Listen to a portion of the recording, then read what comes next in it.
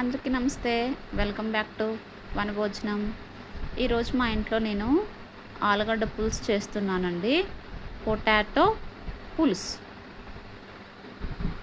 మీ ఇంట్లో మీరేం చేసుకున్నారో నాకు కమెంట్ చేయండి. అవును, మీకు వంట చేసేటప్పుడు ముందుగా ఇలా కూరగాయలు కట్ చేసుకొని పెట్టుకుంటారా, లేదంటే కూర ఉడికేటప్పుడే కట్ చేసి పెట్టుకుంటారో నాకు కమెంట్ చేయండి.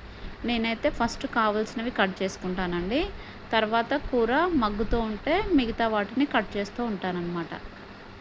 అలా అయితే మనకి వంట చేయటం అనేది చాలా త్వరగా అయిపోతుంది.